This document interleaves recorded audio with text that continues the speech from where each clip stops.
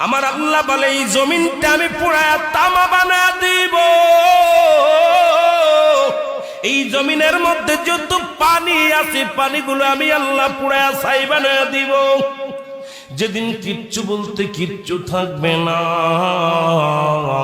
সেদিন থাকবে শুধু আমার আল্লাহ। আজকে কার জন্য সুদ খাও, কার জন্য ঘুষ খাও, কার জন্য ব্যভিচার করো, কার জন্য অন্যায় করো রে মন, কার জন্য তোমরা এত বাহাদুরি করো।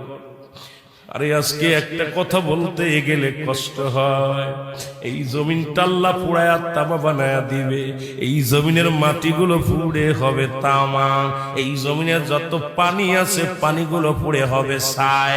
এই দুনিয়ার মধ্যে কিচ্ছু যেদিন থাকবে না, ওই তুরস্কের কত বাহাদুর, কত টাকাওয়ালা মিনিটের মধ্যে 30 সেকেন্ডের ভূমিকম্পে পথের ফকির হয়ে গেছে, রাস্তার ভিখারি হয়ে গেছে। আজকে তুমি দুনিয়ার মধ্যে কতই না মস্তানি করলা, এই দুনিয়ার কিচ্ছু নিয়ে যেতে পারবা না। এই মুসলমান, 1 নাম্বার মানুষের মৃত্যু হলে 1 নাম্বার বিপদ হলো মানুষের মরণ, 2 নাম্বার বিপদ হলো কবর, 3 নাম্বার বিপদ হলো কিয়ামতের ময়দান। একবার কেন চিন্তা করো না রে মন, একবার 1 নাম্বার মরণ, 1 নাম্বার বিপদ হলো মানুষের মরণ। এই মরণের পেয়ালা পান করতে হবে, এর মধ্যে কোন সন্দেহ নাই। জোরে জোরে চিল্লায়া বলা যাবে না, ঠিক কিনা?